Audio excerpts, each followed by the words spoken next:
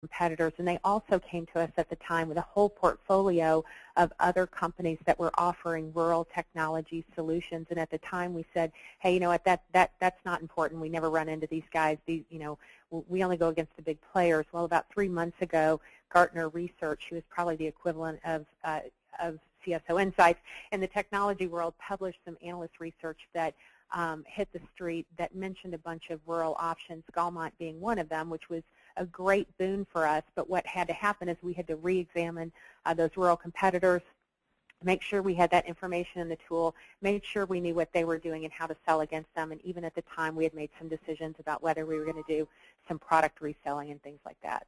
So speed to market and better relationships.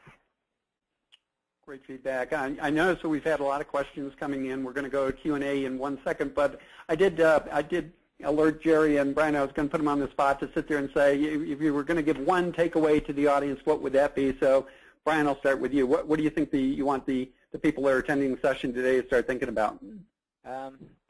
So when we built this thing out about 3 years ago, I brought together a group of my best and brightest, and those of you who are familiar with the Blue Ocean strategy process, it's really a way to think through kind of stagnant industries and think of new ways to look at them. And we did executed a very deep root cause analysis, and we wanted to better understand why it is that American companies are spending $16 billion a year on sales training when 70% is gone 30 days later. That was our mantra, and we learned many things, but I'm just going to share with you a couple that we learned. One is that